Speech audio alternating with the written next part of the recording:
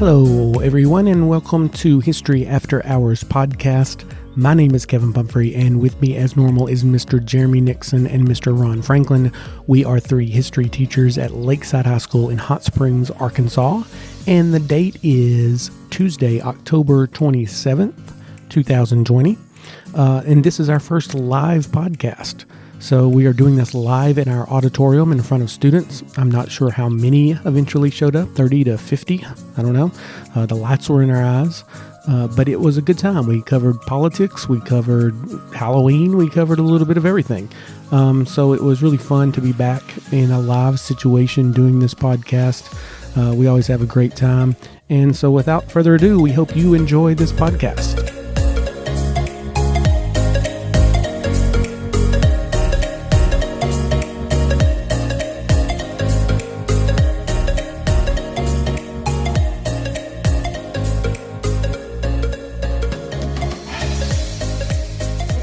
This is History After Hours, our first live podcast of the year. We are sitting in front of students. I can't see how many because of the lights, but we're trying what we usually do at Collective Coffee for the last few years. Now we're doing it in the auditorium, but everybody's socially distanced, and so we're being safe.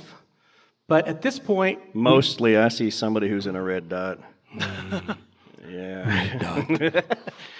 So for listening at home, we have red dots on chairs students are not supposed to sit in, just to keep, so we can not do this again and not become the super spreader. Super spreader event. Definitely not. This is not the Rose Garden.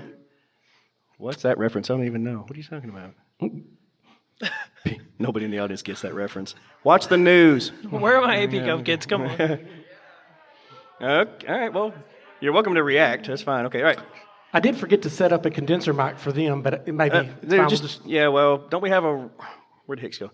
Don't we have a roving person? No. Okay, well, the key is that you're going to say what you need to say, ask us questions or whatever, and then if we can't hear it, then I'll just lean a little closer maybe, and then we'll repeat it so people at home can know what's going on, and then we'll go from there. It would help, too, if when you ask your questions, so we can at least be able to identify who's talking, if you can stand.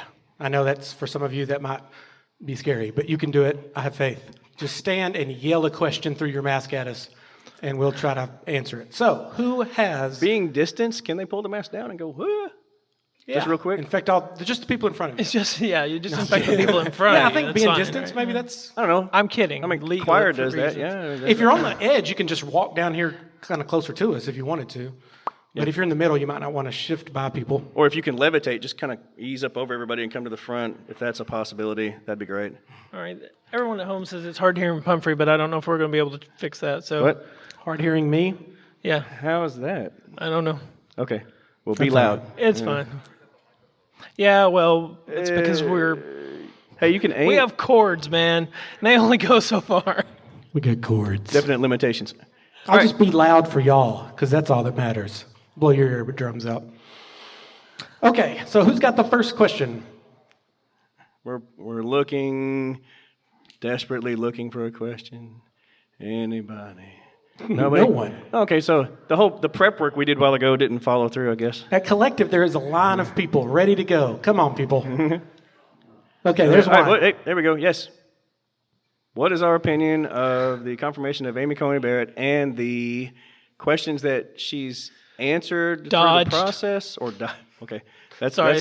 There's an opinion coming out already. All right, so there we go. All right, political science guy, you want to run with this one and then we'll join in? Yeah, sure. I mean, look, anytime you have confirmation hearings, you've got potential justices that avoid questions. They don't like to speak on hypothetical topics, but she made everything a hypothetical topic. She didn't answer anything. So, if you're in my AP Gov class, you already know how I feel about this. What's the point of a hearing if you're not going to shed any light on your legal style, your jurisprudential style? But look, it's intentional. Merrick Garland spent more days waiting for a single meeting with a Republican senator than it took to confirm 3 Supreme Court justices by President Trump. So that in itself speaks volumes. So conservative efficiency, there we go, stamp that, sealed and delivered. Well, let me ask you a couple questions about this because I haven't paid attention too much to that hearing specifically. When is the last time a hearing did make a difference? Oh, Because of party loyalty, we already kind of know how the votes are going to go before the hearing. So when is the last time a hearing happened and it actually meant that somebody didn't get... you talking about a confirmation hearing specifically, or just congressional hearings in general? Because I think about when they haul, who's the Facebook boy, Mark Zuckerberg, right? When they haul him up there every couple of years and he has to answer questions about how Facebook is ripping everybody off and stealing your identity and selling it and making billions of dollars of profit. And he always goes, I feel so bad about that, and we're really going to try to do better. And everybody goes, yes, you should, you bastard, and stop stealing stuff from people. And he goes, okay. And then he goes, turn around and does it in 2 more years. We'll see you again, and have the same freaking conversation. So does it really even matter? Does congressional hearings matter at all? Go.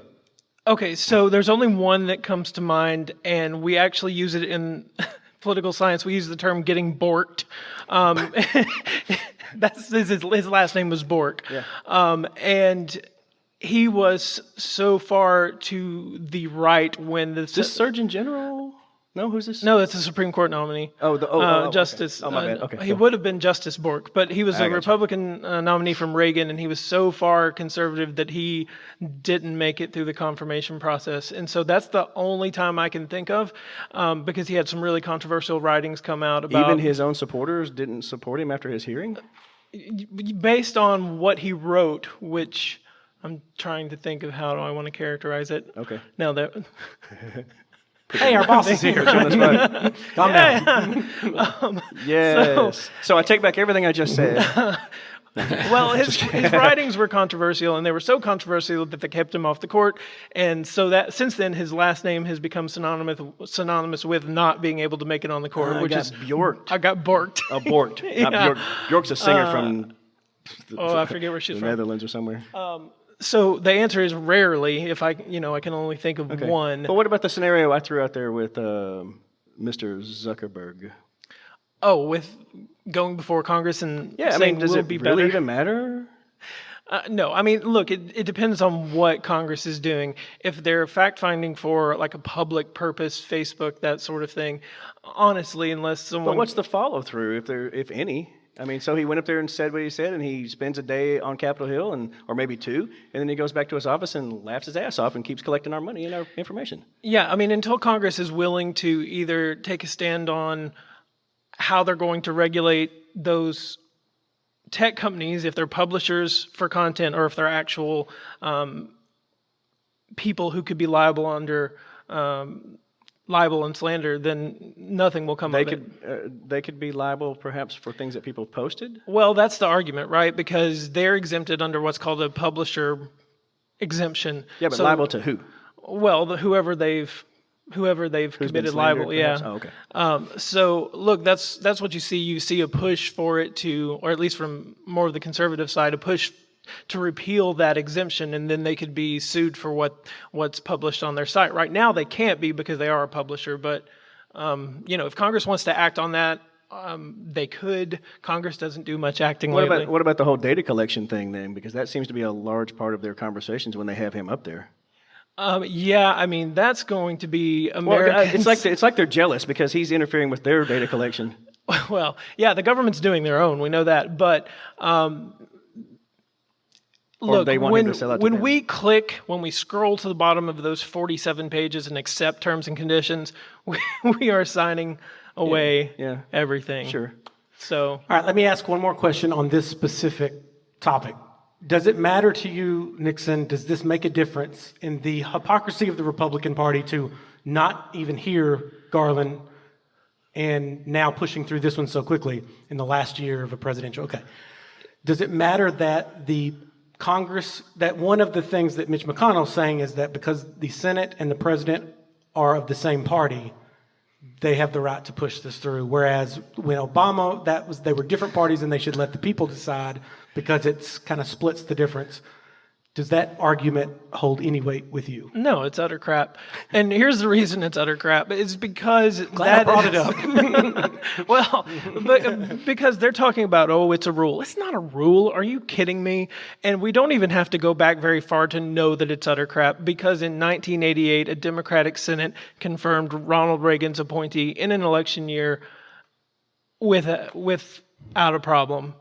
By the way, this brings up a good point as far as rules go, because Trump specifically, but it's been more obvious of late that we have a lot of just norms that we accept are going to continue to be followed. For instance, we hold elections on Tuesdays, and no one really knows why. And it goes back to the old days, and people horse and buggy, and they can't travel on the Sabbath, so Tuesday's good as any day. And we just kept that going. And that's something that could simply be changed tomorrow. Well, not tomorrow, after the election. But that could be changed easily, it seems like, and it would immediately open up more voting. So is there any pushback to that? And why don't we just make that happen? Yeah, I mean, this is something we talk directly about in AP Gov, because why Tuesday? So many countries do it on a weekend, a Saturday, even a Sunday. College football. We don't want to interfere with Well, that may be football. it. But Well, I mean, something to think about. you could immediately get more participation by changing the date, and so I don't see why we don't. College football. Okay, well, there you go, definitively. There. Okay. All right, so let's move on to another topic. Who's got a question? Up front, yes? Yep. What is your biggest failure in life, and what did you learn from it? I have to circle to that one. Let's ponder. Hang on. Any mistakes? Oh, a lot of mistakes. Greatest failure. Wow, got to rank them. The problem is, as you move on through life, you don't look at them sometimes as failures. They're mistakes that you... Yeah. Okay. So immediately, I've been married and divorced. So you think, oh, a failed marriage. That's up there.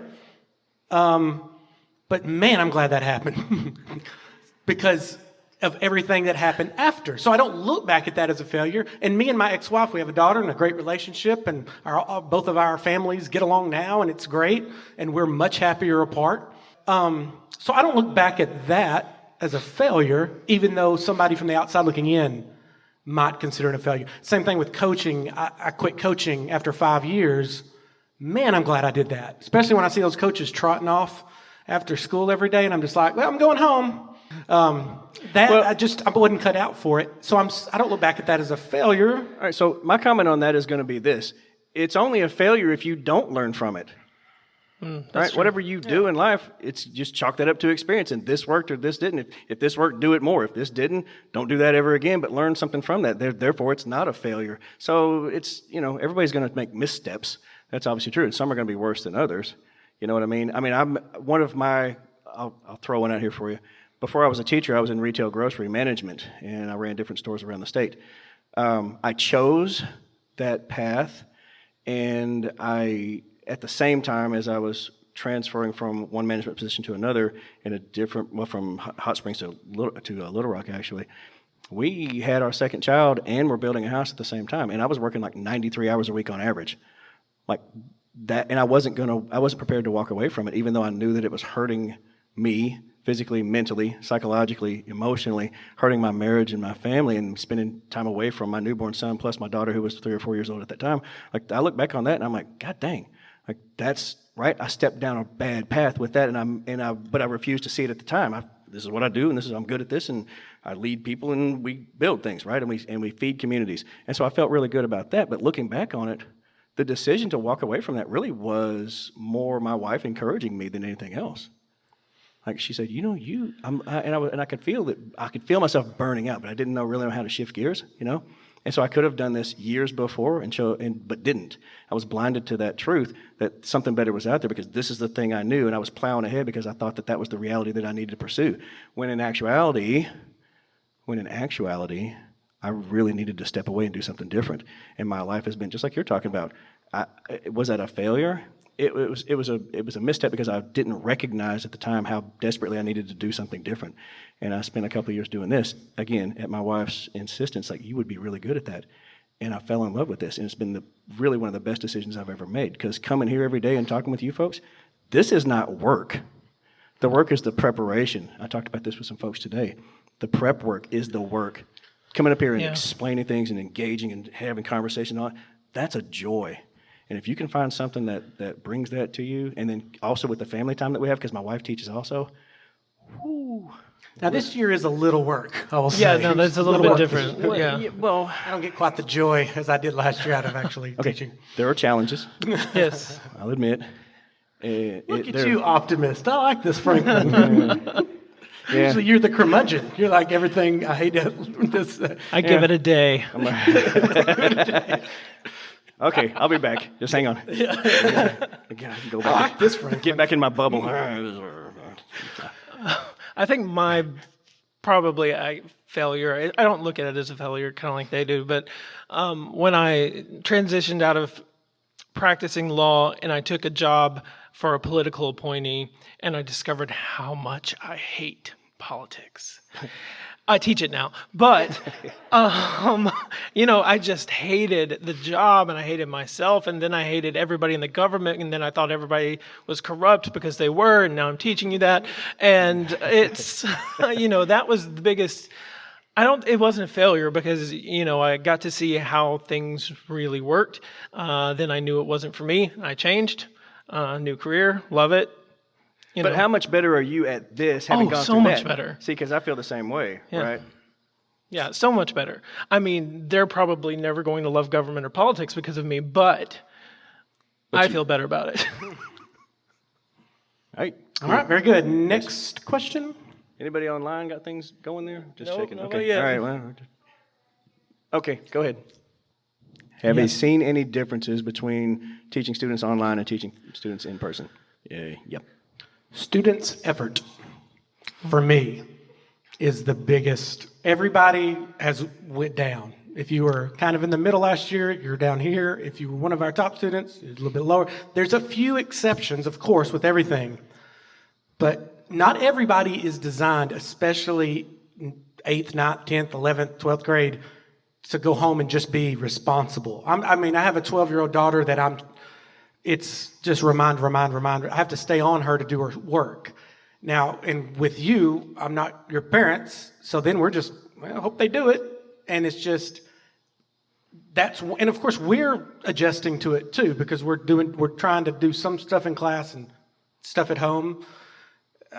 It just seems like, I sense that students are kind of chalking this up as this year might not matter as much. Not all students, but generally from all of mine combined, I've just never had so many people turn in late work, and I get it. By the way, I'm not blaming you because it's such a different, unique situation. Not everyone is designed to do high school from home, and we're thrown in this weird situation that hopefully we can get through with quickly. So I have hope that people, when push comes to shove and it's time to get going, that we'll have students rise to the occasion and get what they need to get done. But also keep in mind that teachers are learning as well and trying to adjust to, adjusting our classes to this crazy split. It's a bizarre phenomenon teaching people that you've never met. Yes. Like there's some people I've never seen. I mean, I see you guys, well, at least half of your faces anyway, so I recognize you. But people that are completely online, who've never been hybrid, come up here at all, like, I don't know you. And maybe we have an email exchange, and that's tough because part of the magic that happens is the interaction between people in real time, and we can't have real conversations. Like all of us, our style is very, very conversational. It's very Socratic. We want to engage you in conversation, not just me standing at a board and say things and have people, but the people are at home, and I hope that they're getting it as well as they can. But it's really just it's just not going to be the same. Right? Because you can't have that spontaneity necessarily. Whereas if I've got a class of, let's say, 15 to 20 people, then, and you can feed off of each other, and the energy level increases, and the curiosity level can rise up. If somebody's isolated in their home and they haven't been engaged with anybody, maybe they've been there by themselves all day, and they have to link up to some sort of, platform, and then you're trying to engage with the conversation, and you think, well, I could have asked this, but nah. I mean, I think there's this literal disconnect, and I'm worried about how that's going to affect people moving forward. Yeah, ditto. I don't know what else to add to it. I don't like the disconnected effect of it, even though we're all, socially connected, at least online. But it's not my teaching style. It's not.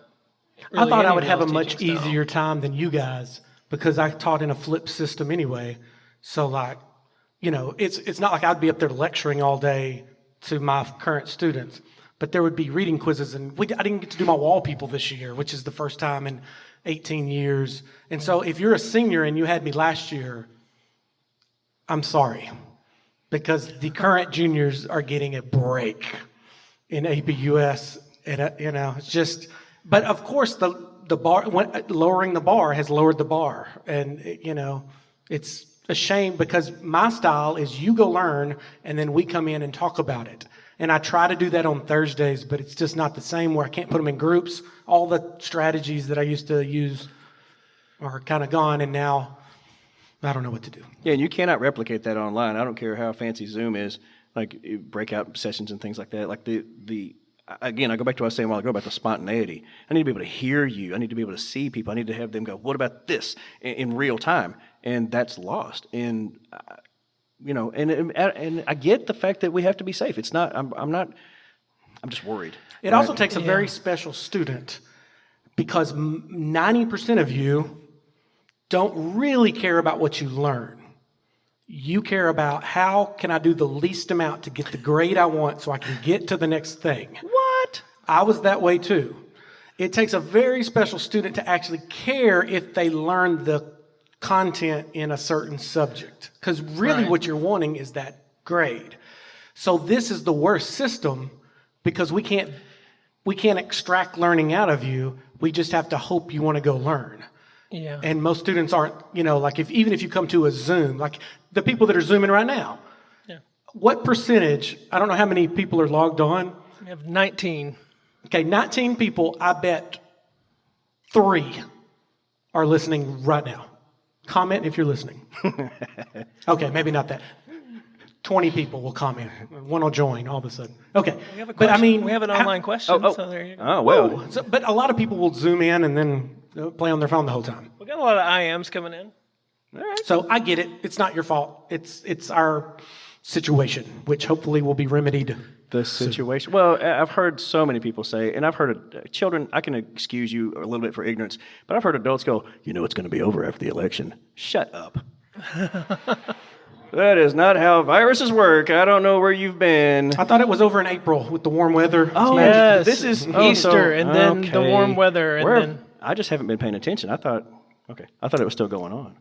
What might be over is the United States of America. yeah, I'm Wait a minute. legitimacy speaking. Yes. We've taken a dark turn. Yeah, we have. Sorry. All right, what's the online question there, sir? Okay, so how do you feel about the lack of information that some people have about our country's history? What do you mean? I don't know. Remember that thing where I said some students don't care about learning? They just check off the boxes? Are you suggesting that people don't know their own country's history? Is that what you're saying? Is that what that person's asking? Is that the question that's being posed? I think so, yes. I find that fascinating. I will go further and say that I've had exchange students come in, and generally speaking, they have more knowledge of U.S. history than my own students. Why do you think that is? Their system's different, and of course, everybody learns about the United States. We don't learn about other countries. I don't know. I don't know. I don't have an answer, or I'd fix it if I could. Okay, so wait. Go back to the original question. Say it again. Read the whole thing. Sorry. All right, I gotta scroll up. I'm going to actually answer it. What do you feel about the lack of information some people have about our country's history? So just a general ignorance of history. I mean, Look, we see that every day in the media, in interactions when people are interviewed like normal people. Sure. I think that's probably what it's getting at. And when we talk in AP Gov, it's the uninformed voter, right? The person going to the polls who they're voting for reasons that are not logical, we'll say.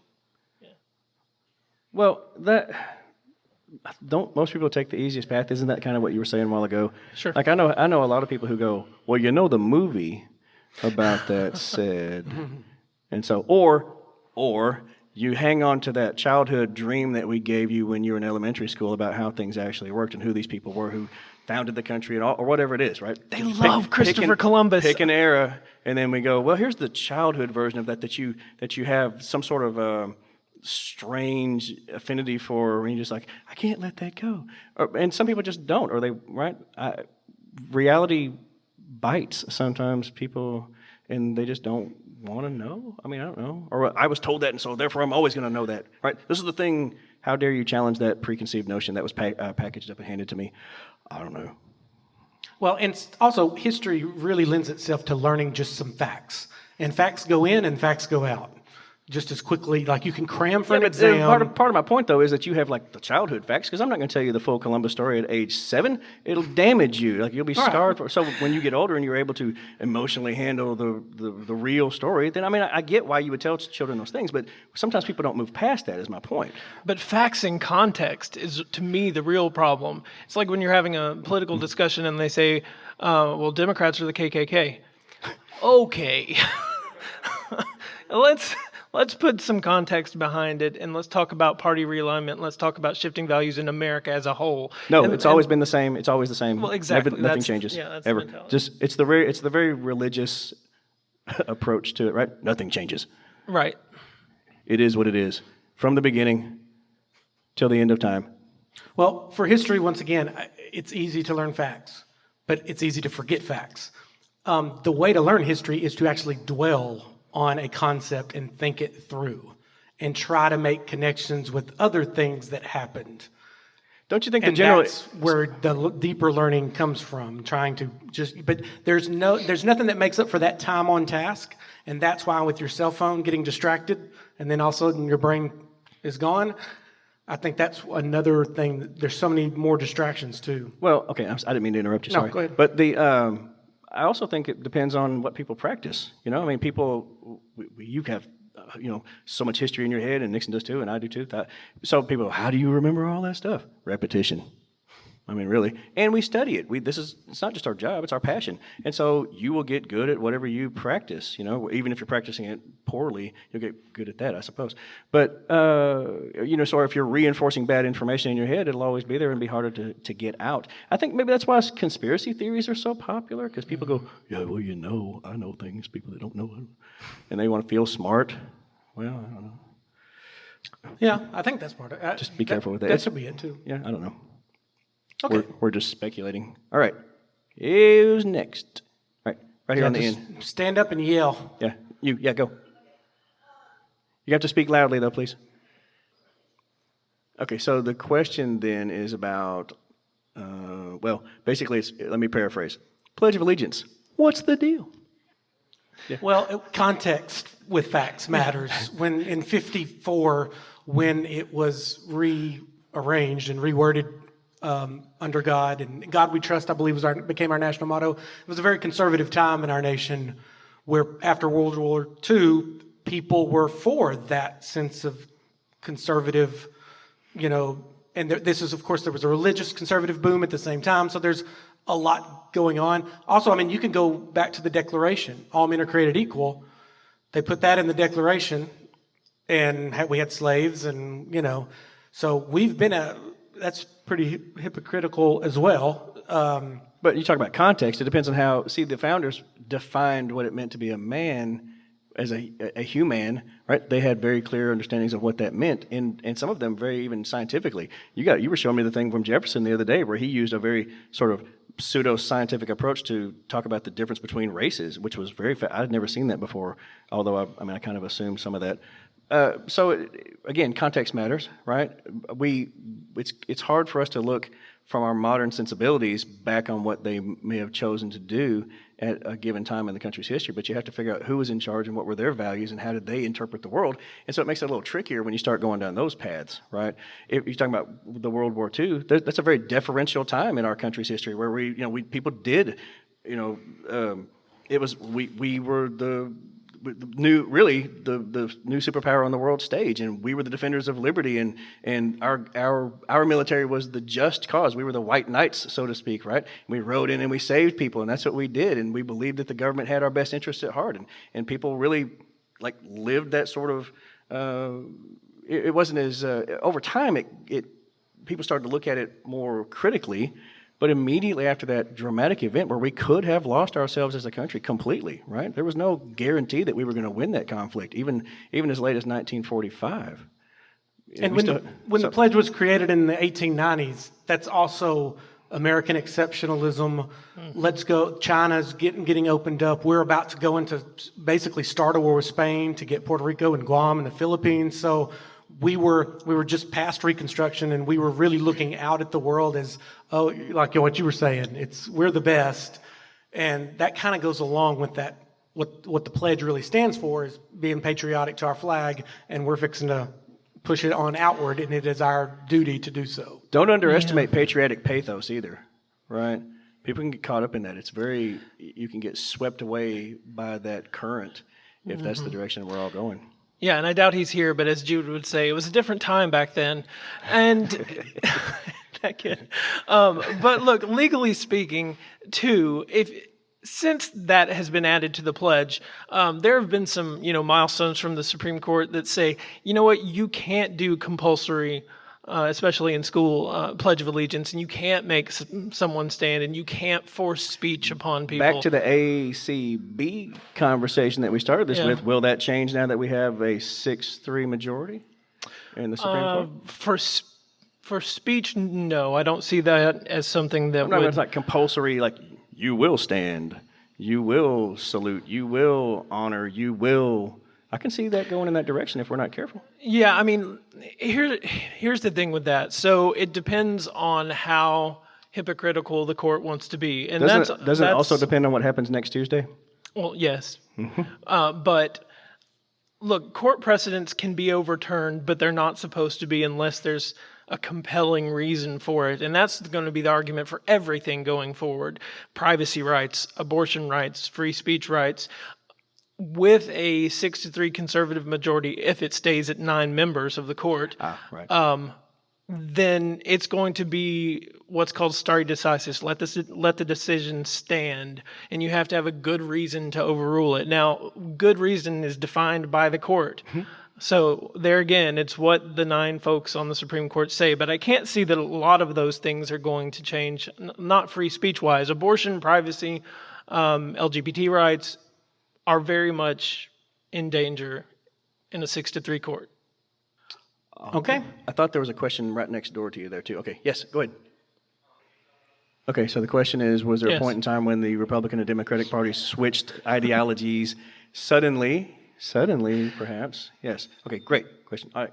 Well, there have been multiple realigning points in the United States throughout political history, and some have been relatively quickly, and some have been relatively slowly. So I don't know how much detail I want to go in with this. I'll just do the main couple. So what do you hit for APUSH? Okay, so for the party of Lincoln, which was a Republican, pretty much African Americans were loyal for a couple generations. To me, it was really FDR in maybe his second term, I think. I'd have to go back and look, when you saw a dramatic shift of minorities voting for more government. And of course, this is also when the word liberal changed. So if you use the word liberal in the 1800s, it meant small government, leave me alone, I want as much freedom as possible. Classical liberalism. Or Libertarian Party, whatever. FDR took the word and basically made it to mean we're going to help bring up people equality using government. And this, of course, is also the time where minorities were hurt the worst by the Great Depression. Generally speaking, just go through the history. When things went bad, minorities got hurt the worst. And this is where they started to see the Democratic Party and FDR as trying to help them. And there was a dramatic swing, really in 36 is when it really solidified. So we teach, or in Gov, we teach 32 is a realigning election. What's weird is because you have some things that are realigning elections, and then you have some moments that are realigning moments. So not necessarily LBJ as president, but the shift after the Civil Rights Act. We look at the change in the Republican Party during the Gilded Age. We look at, what else do we look at? The Whigs. Oh gosh, Lord, now I'm going really far back. Nixon too.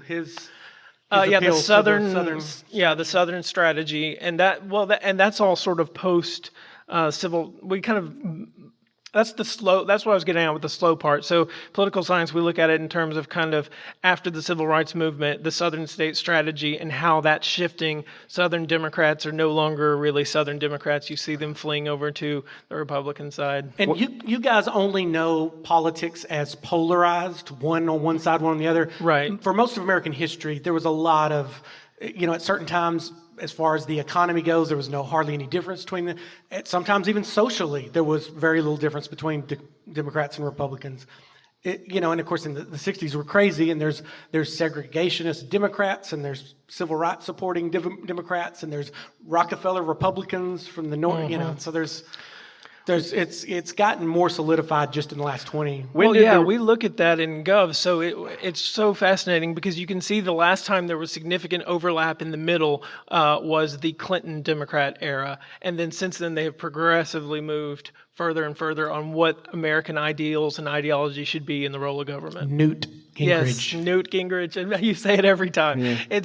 But Bill Clinton really governed from the center, and he worked with the Republican Congress, and he did some things that maybe current liberals don't like. When did the Republican Party try to claim Christianity and patriotism for themselves? Was that during that time too? Was that during Gingrich's moment? You're going to say Newt. Newt. Well, that really evangelicals latched on to Reagan. Yeah. Well, Nixon appealed to them too, though, right? Mm-hmm. Silent majority. Mm-hmm. Yeah. But right. Yeah. But with Reagan, this is when the evangelicals, they would have their meetings, and literally, this guy's been divorced. I don't know if we can support him, but Jimmy Carter is an evangelical, and we can't support him because he's a loser. Reagan. And so the evangelicals hotly came behind Reagan. And that's always struck me as funny because Jimmy Carter is probably the most religious evangelical Christian we've had as a president, and they rejected him to support Reagan because they needed to win politically because of the civil rights movement and Roe v. Wade and all that had just happened. They wanted our country's going to hell. We got to turn this around. We got to get involved in politics. But you know who I would say benefited from that the most, that rising sentiment, was George W. Bush. Yes. Yeah, because that's around. Yeah. Well, and Bush versus Gore was so close anyway, and that community they turned out right in that election, and then the changes he made, including to the court. So. What were the reasons why they didn't necessarily support Gore?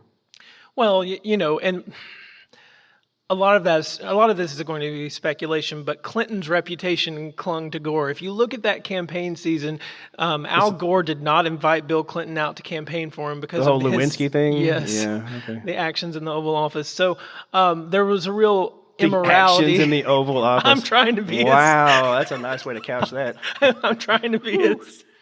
Boom, boom, boom, boom, boom, boom, boom. Also, that kind of reminded me of George W. Bush. And what he was doing to McCain in 2008. Lewinsky was running from what Clinton did to Lewinsky reminded you of what? Well, you're talking about an incumbent president that's in office. No, I'm taking super you very unpopular. Oh no! And also, what's very fascinating to see how history is going to write how Trump has changed the Republican Party. Because it used to all be about reducing the national debt, cutting the taxes, making the government smaller, except for the military. Not having tariffs.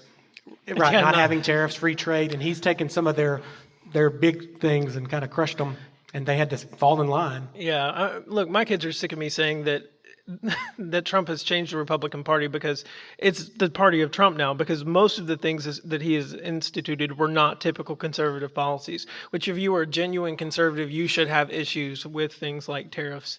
You should have issues, especially if you're courting the evangelical vote, about his past and how he's acted. If you held that against Al Gore when someone else was the actor, I don't see how you forgive that in the candidate.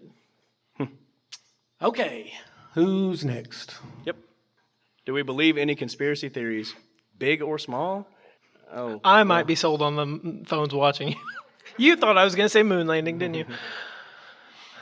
The American Revolution was a conspiracy to overthrow or to push the British out. I mean, there's conspiracies that happen. People conspired right, to do something secretive, and then all of a sudden it happens. Are there any that you want to be true? Oh, yeah, aliens, and Yeah. Bigfoot, and the whole thing. But like the JFK assassination, I know it's been written to death, and there's something going on there. But you know, I don't buy into like flat Earth theory and stuff like that, crazy stuff. You know? Okay, so this is the second time I've been asked about this today, and I right. can't believe someone's asking about it now. All right, go. Do you know about the How to Spot a Zombie ad from Trump? If you don't know, it's a 13-second video where they video clips of Joe Biden acting unusual and saying how he has zombie-like behavior. Do you have any thoughts on how Trump is depicting Joe? But I think He went from Sleepy Joe to Zombie Joe? Conspiracy. That's why. Yeah, I think. What about Sleepy Zombie? I can't even say it. Alliteration. Sleepy Zombie Joe. Sleepy Zombie Joe. Sloppy Joe. Oh man, no. I mean, he's been talking about his mental capacity for a while now, so it doesn't surprise me that he's gone full zombie in the ads. By the way, if we'd have just backed up just 8 years, for us it's not that long. Can you imagine 8 years ago us saying anything like what we just said? I know we have a sitting president who's sharing a video. Okay, But like we're piggybacking zombies off of the conspiracy theory question. That's Well, how insane this sure, is. This is where we are. I haven't seen that video, but I'm gonna check it out. Yeah. I want to know, is he coming up with these things, or does he have like a team of people? Because I don't think he's that tech savvy. You know what I mean? Because I mean, come on. Is he really that? He's got a team of people somewhere who's like, okay, push that button right now after we wrote this. This is gonna be great. It's gonna be great. And so you think that's it, or you think he's really that? I don't know the creative? zombie ad, but yes. Huh? Do it. Yeah, but I mean, did he come up with yeah. that, or did some? That's my question, really. Back. Zombie Joe is going to take over the suburbs. Zombie Joe. The new conspiracy theory. Zombie Joe. By the way, I actually think Trump does spend a lot of time thinking about this kind of thing. They said in a meeting he was making up nicknames for somebody. Like they were talking about national security, and he's like, let's see, crazy. No, that's not going to work. Pocahontas. Nailed it. You know, it's like 15 minutes trying to come up with a nickname for somebody. That's how he spends his executive So time. I do think he does spend a lot of time thinking about nicknames and how to attack. I mean, that's part of his power, though, isn't it? The idea to entertain people with crap like Zombie Joe. That's why he needs the rallies, because he's like a stand-up. He needs those. Drain Drain the swamp. Love build him, a wall. love him or Lock hate her him. up. He's good at being him. You know what I mean? Like he's the best at being who he is. It's pretty impressive. If it wasn't, so Scary. dire. All right. Yes. Rome, the city. Rome. Yes. Oh yeah. Right. Yes. Exactly. Oh yeah. I love me some Roma. Yes. How would you We draw have 10th parallels graders that between- should stand up and answer that because Right. they did it in an essay. The parallels between the Roman Republic / Empire / Going from American the Republic Senate to / the Empire Empire, to the fall. and what can we learn? Well, I think we're entering the. are we entering the Empire phase?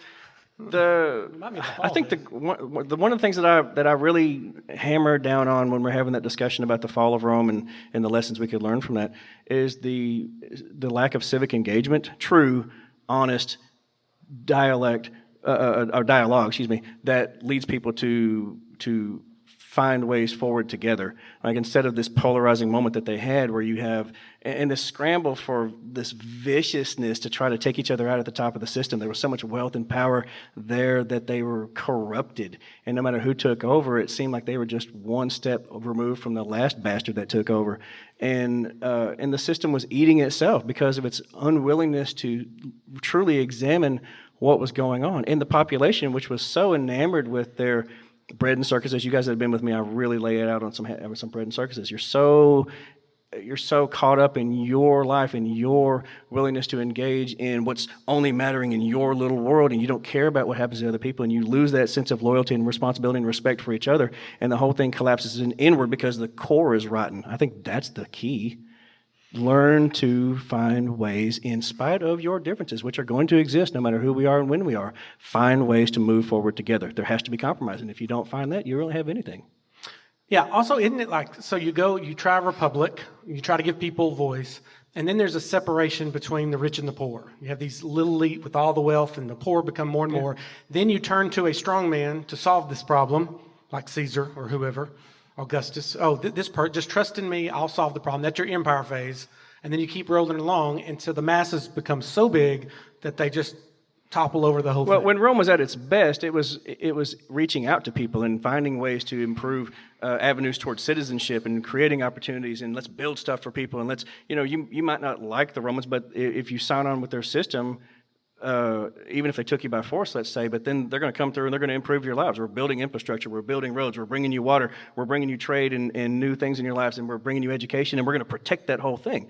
Well, you can spread yourself too thin, and then, like you said, you can have this disparity within inside the system. That's part of the corruption I'm talking about, where you have people at the top who really don't give a damn at the people who are beneath them. It's just about the quest for power and fame and fortune and the willingness to slaughter anybody who gets in your way. And then people see that replicated downwards. It trickles down. That's go back to a Reaganomics kind of thing. That violence and the carelessness that goes at the top will filter down to the people themselves oftentimes, and they'll start to polarize too. And I don't care about you, and it's only about me, right? Get out of my way. If you're not with my party, it's very tribal at that aspect. And so you can lose yourself in that nonsense. It's easy to do, seemingly, especially when times get tough, because you're looking for people to blame.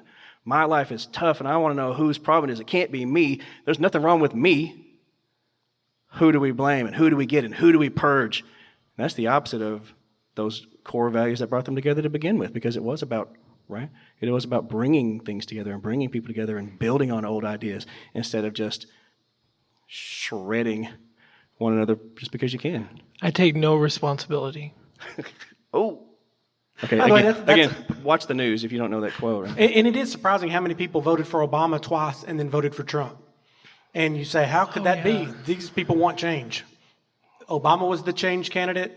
Trump was the change candidate, and their lives aren't getting any better. Didn't you say the other day that you thought if it was Bernie instead of Hillary because he represented change too, that he probably would have been the guy to come out? He would have been more. Yeah, I used to say that Bernie would have probably spent his whole election explaining to Americans what socialism is.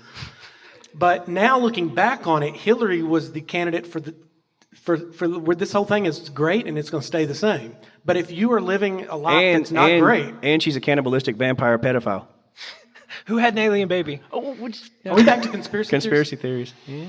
But anyhow, yeah. So I think a lot of people voted for Trump simply because he represented some sort of change, and a lot of people were ready to throw it against the wall to see what happens because their lives haven't improved. And if this doesn't correct, and if we don't have some sort of decrease in the gap, and of course tech companies and all this has not helped things. People are getting richer and people are getting poorer, and that can't keep going forever. Right. It's all about the political attitude. And if the country's at the status quo, or are they ready for more? At some point, Trump likes to use the term radical left. Well, radical actually means something in political science, and it's violent overthrow. So I don't think that we're quite where he's saying that we're at, but there are radical leftists. Sure, there are. But that doesn't mean that everybody on the left is a radical, right? Yeah. But I do think historically, when you start to ignore those people and you don't even try incremental change, that's when it's ripe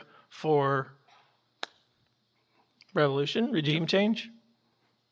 Don't know. Okay. All right, we got time for maybe a couple more. I'm still going to remain hopeful. Back to my positivity stance. Woo. It's going to be okay. The grape man theory. It's Great. Like the Kool-Aid man. Kool-Aid man 2020. Well, I mean, I heard great man theory, and what was the second part? Well, if we notate that history is the notation of events that are shifting out of the norm, which are oftentimes written by the great people who then run those, right, who run the systems after they've gone through whatever they've gone through, then that kind of makes sense. But realistically, here's something that might blow your mind. Most of history isn't what's in that book or in those books or online. Real history is your everyday life, which is pretty freaking boring, and you probably don't want to write about it, honestly.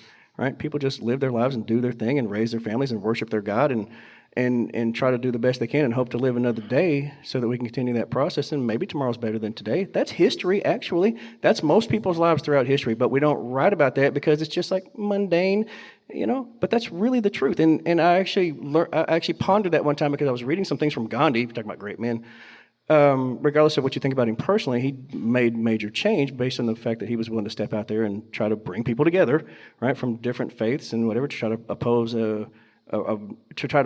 pose a nonviolent revolution against an empire. But what he said, what really caught my attention was that really history is the stuff in between. The violence and the change and the reactionary policies and whatever the dramatic shifts are. We write about those things. Those are the interruptions of the piece. But that's not really history. It's the oddities that happen, the anomalies. Most of history is just, you and me living our lives, which I find interesting. I also think as humans, we have this innate sense to give credit or blame to one group or one person. Like Michael Jordan's the greatest player ever. He could not have won those champions, or LeBron, sorry. They can't win them by themselves. As much credit or blame as people want to give Trump, there's tons of people behind the scenes making some of this stuff work. There's been a lot of movies recently made about this, but there's so many unsung heroes. History books tend to ignore a lot of those little stories because it's hard to teach all that and put all that into a book. So we usually just say, oh, it's Andrew Jackson, or oh, it's whoever, when that's a pretty bad representation of what actually went down. Which is what you said. Which is what I said. All right. Anybody else? So make an argument for one or the other, is that what you're saying? Or both? Okay. I don't belong to a political party, so this is a little trickier. I'm a pretty steadfast moderate. I've voted both directions, right? I'm bi politically. So, or try. Like, I don't know, I might try something else. You never know. Third parties. I mean, I can kind of make an argument for both. I don't know if it's the best argument. Is that what you're really asking us to do? Make our best pitch for either candidate?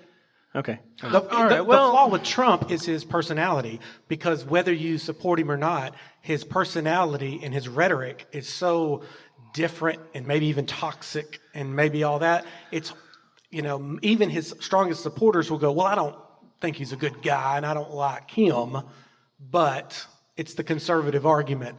They're going to be scared of what could happen to free speech by the radical left, the protests, the looting. Are we going to have a nation of laws? Are we going to allow this to, when you have mayors and governors not enforcing their own laws, and you've got police even scared to do anything about certain, I could see how a lot of people raise their eyebrows and go, okay, if Joe Biden embraces the left, some elements of the left, then that could be a very scary road. As a matter of fact, of the two extreme, I guess you'd call it, I don't even know what the extreme right is, really.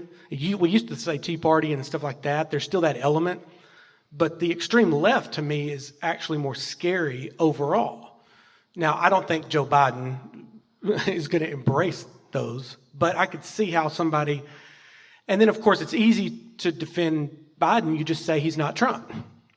And then people go, I can get with that. That's about knowing your audience and knowing how you kind of have to know a little bit about the voter that's asking that question. So if you were trying to convince somebody for Trump, you're going to have to say, well, okay, the Supreme Court is the major argument, and here's why.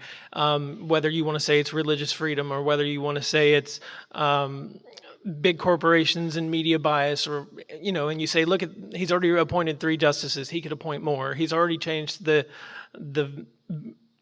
direction of the court, so you need to vote for him again so he can continue doing that. Or if you want to take the capitalistic approach, he's going to cut taxes, he's going to roll back regulations, he's going to let business become unfettered capitalism, and that's when everybody succeeds. It trickles down. No, I'm not endorsing that message. And that's why Nixon's voting for Trump this year. But, well, look, he's convinced himself. There we go. You're right. I'm a lawyer. I'm supposed to be able to, BS for both sides. And then, if you're trying to convince the Biden voter, you look at the erosion of trust and legitimacy in the government. You look at the scandals. You look at the impeachment. You look at literally anything he said on Twitter. You look at the erosion of dignity around the world and how we're perceived. And I've got a longer list for. Yeah, and plus, like he said, it depends on the voter. Most Americans are single issue voters. Yes, they have one unfortunately. issue that they care about. If it's the environment, no brainer. If it's abortion, no brainer. If it's, so. Yeah, know the voter, know that issue, and you got them, Yep. which is truly sad and awful. But, you have to know, unfortunately, in this day and age, the identity politics and how to play it. And that's what that is. You find the issue that will push their button and you push it. If we're not trying to push buttons and we're just trying to talk logically and here's exactly what's happened without any kind of frill or hyperbole, then you could talk about things like, well, if you're pro-Trump, you could talk about criminal justice reform, or at least the attempts to step into that direction. You could talk about the idea that he has tried to hold NATO members to a better position, because it is, regardless of our stance on we want to be able to continue our NATO alliances, but at the same time, there have been promises made by other countries that they would step up and do more that they haven't done. Now, are there real reasons why they couldn't? Maybe because they've got economic problems or whatever, and are we beholden to them and whatever? So, but the idea that he's calling people out instead of just letting things ride, like that's a positive step. Try to not let people take advantage of our generosity and our willingness to go and step in and help people. The idea about trying to end foreign wars, that's something that might appeal to several people. Trying to get us out of Afghanistan, trying to get us out of Syria, trying to get us out of Libya, trying to get us out of Yemen, trying to get us out of, I've got a list. We have the list of places where we are that you might not even know that we're having combat. We're in Somalia, we're in Egypt, we're in, lots of places. Again, it depends on the personality of the person you're talking to, but maybe the idea about talking with Kim Jong-un in North Korea and see if you can get that guy under some sort of control out from underneath Chinese influence and maybe more under our influence by talking to him. We haven't done that. We've really never done that with the Kim family. We've sort of isolated them and shut them off and said, stay in the corner and stop making noise, or we'll come over there and threaten you some more, and maybe we'll throw a little food and a little water and a little money at them and let them shut up. But that's been a failing strategy, and so he's tried something different. And again, we'll see if it works, but that's something that you could talk about. And that's why Franklin's voting for Trump, everybody. I just talked myself into it. Committed here tonight. No, okay.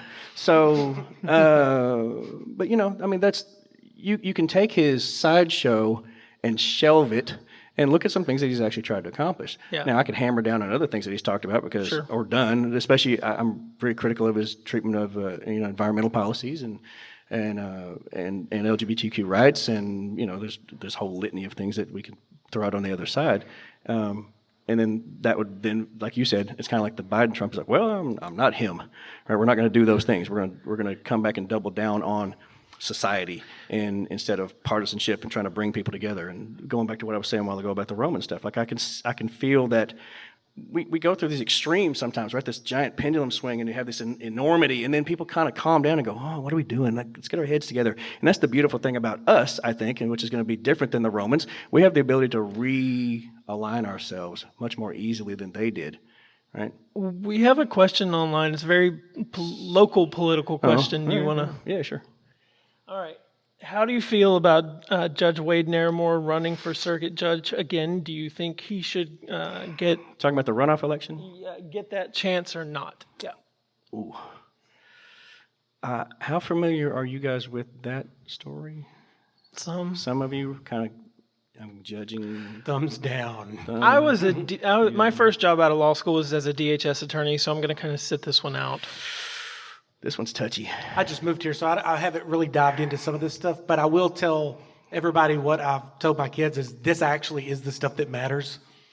No, it matters immensely. When you vote, we focus on the presidential election, but, for most Americans, like how much has my life changed because we went from Obama to Trump? Not much, to be honest. I mean, for some people it certainly has, but what will affect your life for sure is the local politics, city politics, and then statewide politics. That's the rest of the ballot that nobody ever reads, which you need to do before you vote on things, because that actually has a personal effect on you.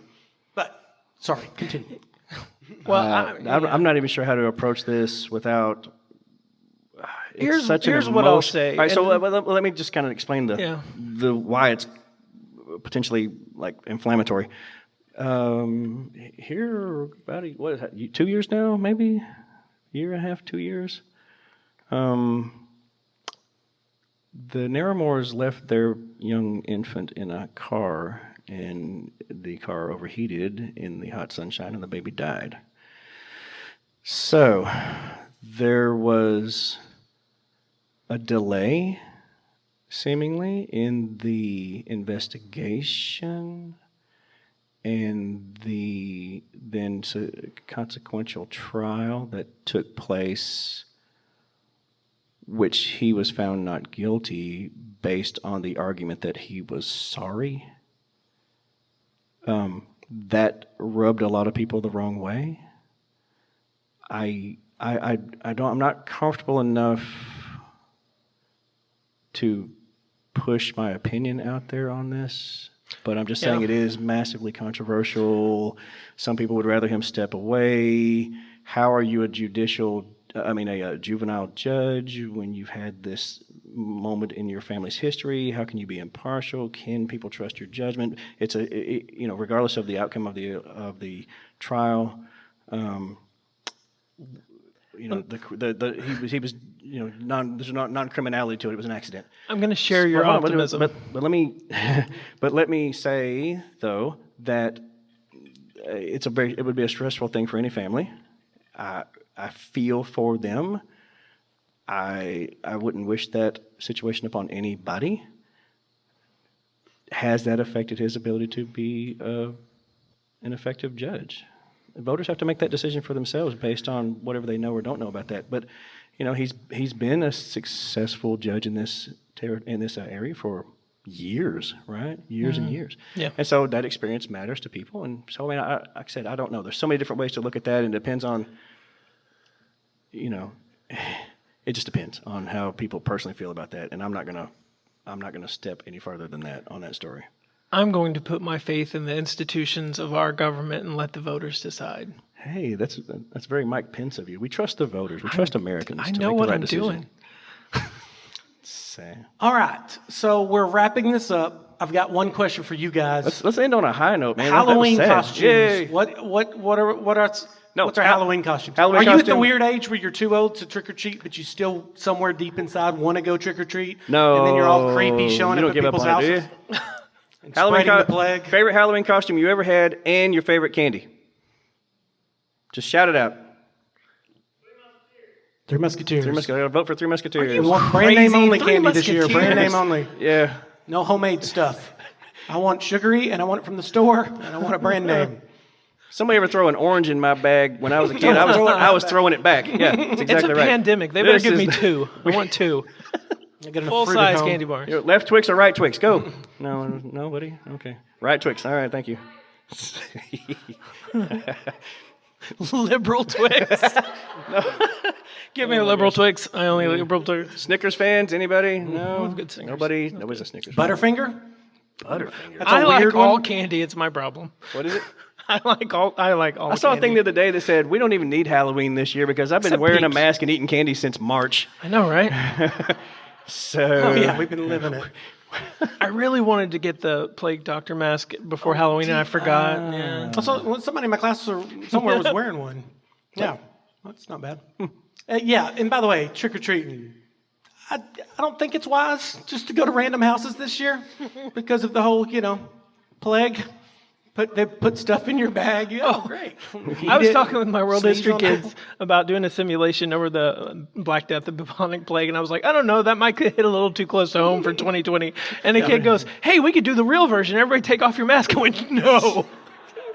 Yeah. Son, no. You go home and gargle with Germ-X. Don't do that. Don't. Gosh, that's like the disinfectant. Injecting Let's bleach. not. Yeah, let's Don't do that. don't. What is the don't. political costume for the years? Is it politically? Is it the Mike Pence fly? That would be hilarious. That'd be kind of cool. I'm trying to think of. The fly. Of course, there's going to be a lot of just Trump and Biden and Sure. but I can't think of. There's usually something that's happened that would make a good. There aren't any Halloween. movies out, so that's, there's no real. When are they going to start making movies again? When people stop dying from this? I think so. I mean, I guess it's selfish of me to say, I want movies. So we wanted a high note at the end. We end up with death again, so it didn't work out. But thank you 2020 guys for strikes coming again. out. Yep. Thank you guys online. We are History After Hours. We'll see you. Good night.